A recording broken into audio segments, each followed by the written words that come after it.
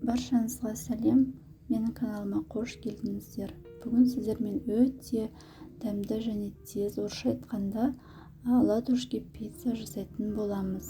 Ол үшін бізге 2 жұмыртқа және 1 кішкене қасық тұз салып, жақсылап араластырып аламыз.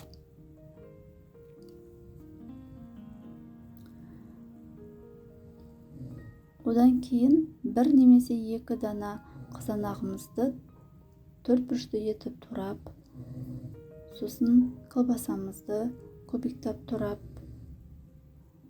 енді сырымызды да 4 бұрышты етіп турап қосып шығамыз.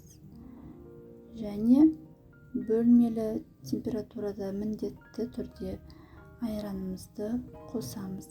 Және дәміне қарай дәмдеуіштер қоссаңыздар да болады.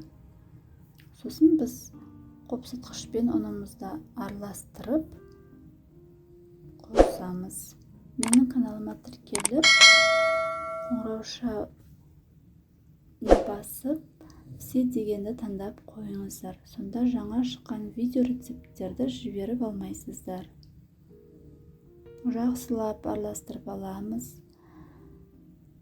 Одан кейін 1 кішкене қасықпен содамызды қосамыз. Енді осыларды жақсылап тұрып араластырып аламыз. 1 келкі сұйықтық шығу үшін. Енді тапамызды қыздырып, кішкене ғана сұйық май қосып жіберіп, 1 үлкен қасықпен осылай құйып шығамыз. Домалақ пішінде етіп құйып шығып, осылай баяу отта 2 жағын әбден пісіріп аламыз. Қатты күйіп кетпеу керек.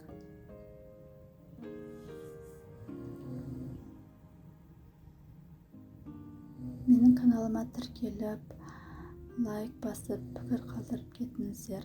Алдағы уақытта жаңа жылдық түрлі салаттар, пирогтар пісіріп сіздермен бөлісетін боламын алдағы уақытта.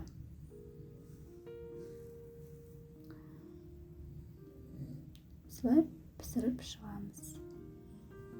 Осымен біздің ладушкиміз дайын. Ерекше дәмде пицца, со вкусом пиццы дейді орысша айтқанда.